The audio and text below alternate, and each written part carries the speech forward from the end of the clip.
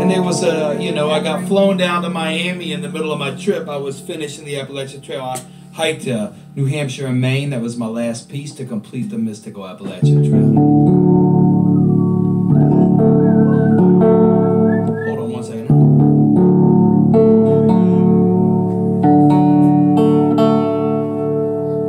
And I got flown down to Miami.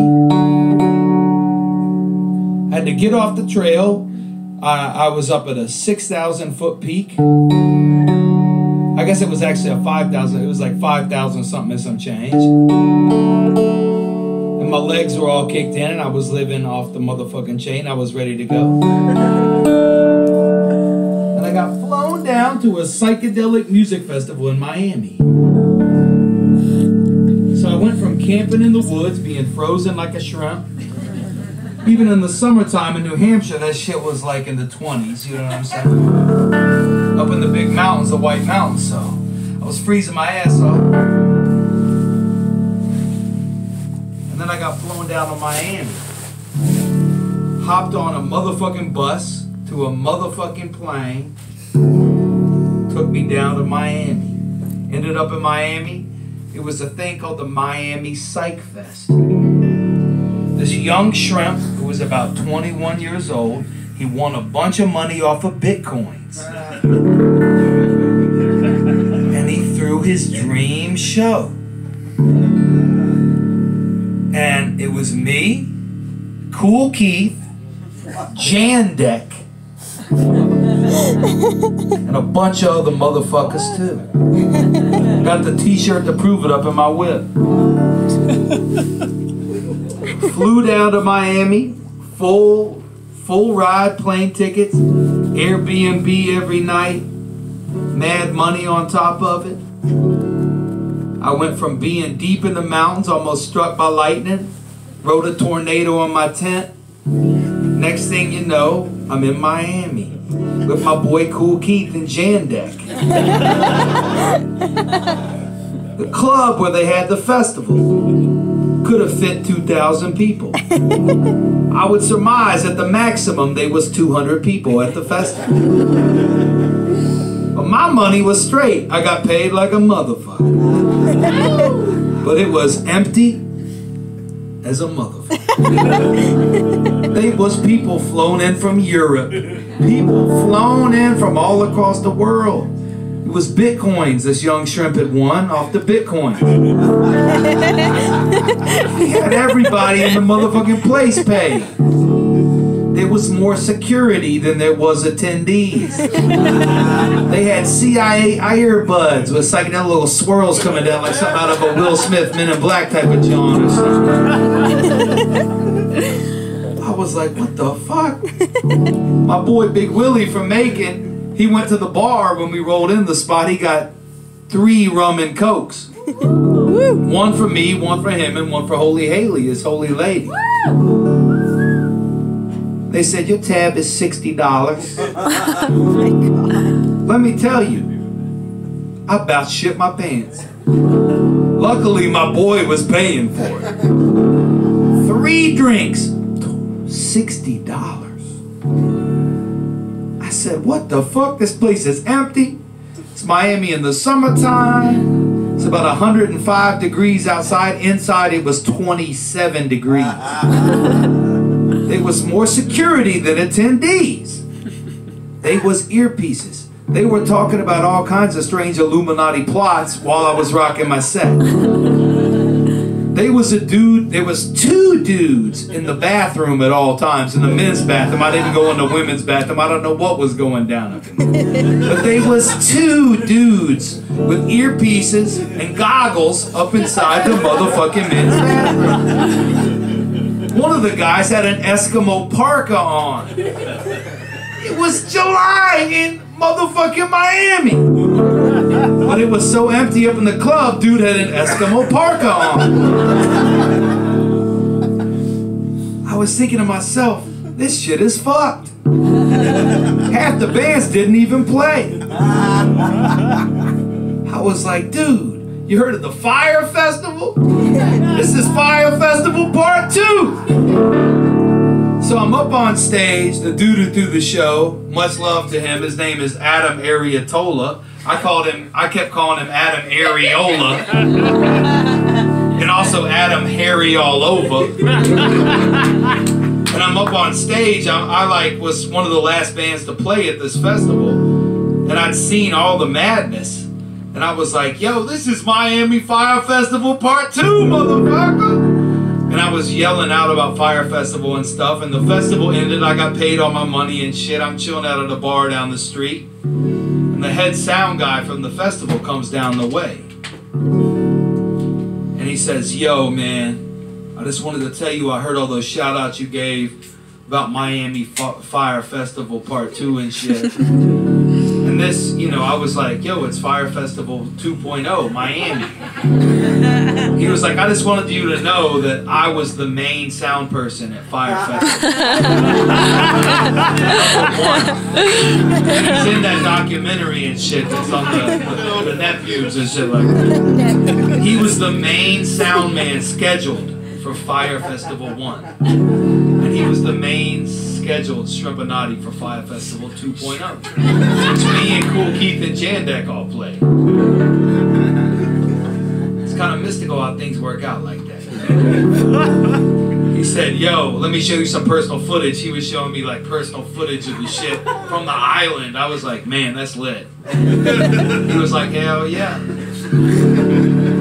Well, you know, I'm chilling out in Miami doing kilos of Yeti powder and wilding out. Then I gotta get on a motherfucking plane for free.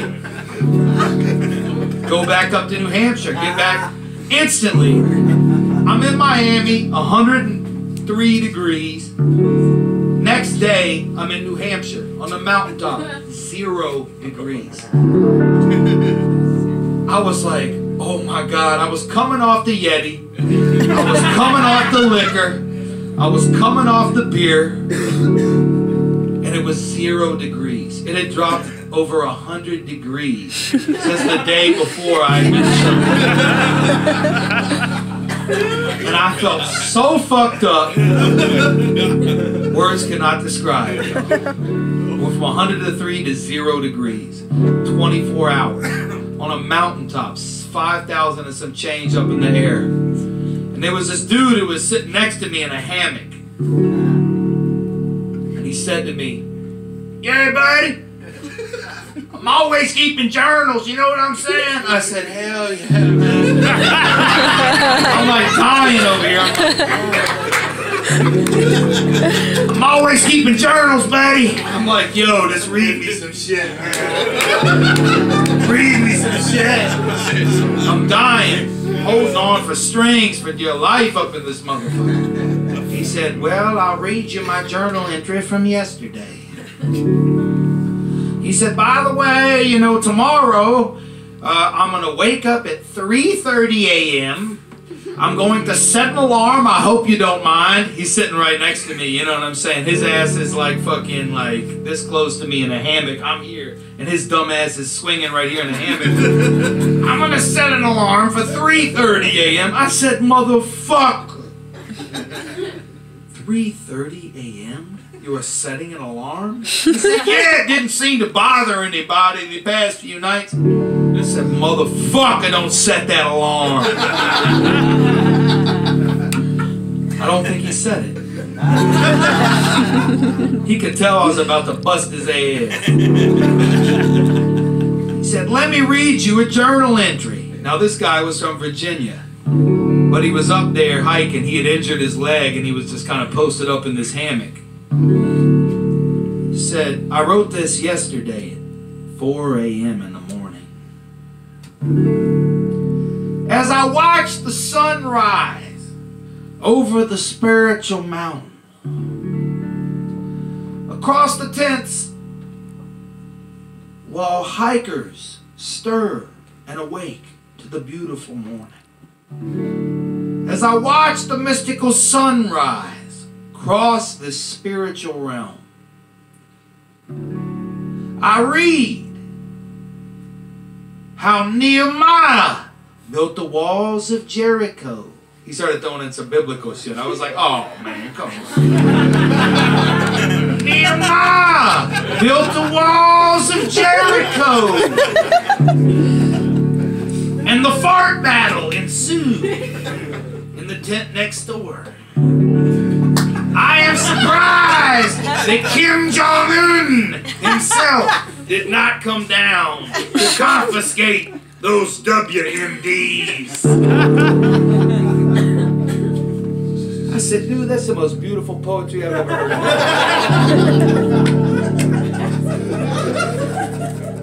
Then he told me a mystical tale of a couple months beforehand. He was hiking in West Virginia in the Monongahela wilderness. And I said, hell yeah. He said, him and his friend, they went up hiking. And it was like 3 friends. And it was wintertime. You know, it wasn't that bad. They got up top the mountain. Rain started pouring. Frozen ass shit started coming down. And it started getting real cold and real frozen and real wet. Frostbite going down. He had some decent equipment, but his friend did not. His friend came to him at about 2:30 a.m. and his feet were swollen to twice the size. And they had turned pure white. Motherfucker had frostbite on his motherfucking feet. And so they grabbed him.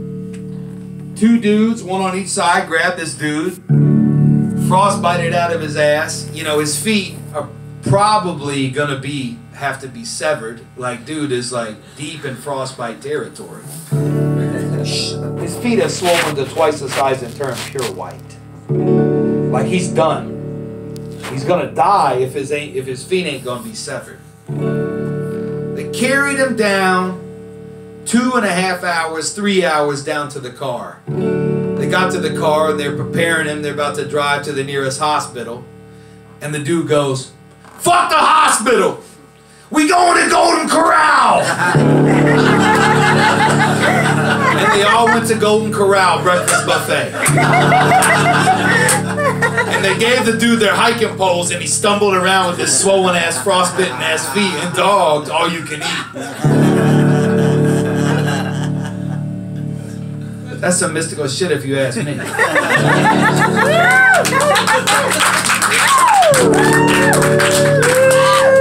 Fuck the hospital, we going to Golden Corral. This next song's about that shit.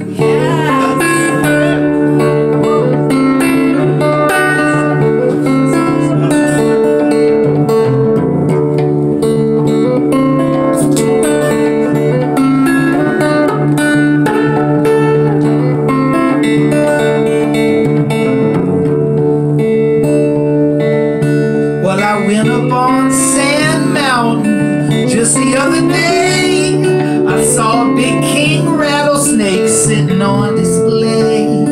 Gave a little thanks, man, spread a little love with those holy sun rays coming from above. Sandman blues, baby, Sandman blues, Sandman blues.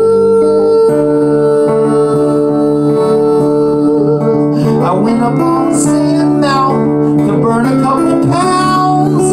I ain't talking about exercise, about that weed that's blowing around. Got up to that peak, man, where them big white rocks stand still. Said what up to the spirits day, cause I know they love to chill. Sandman blues, baby, Sandman blues.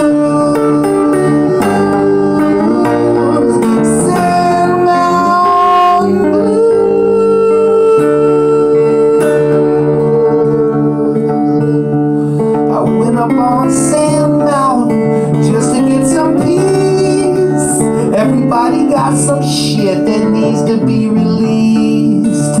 If you go up there, man, remember just one thing. It's your job to spread that vibe like that holy mountain spring. Sandman blues, baby, Sandman blues. Sandman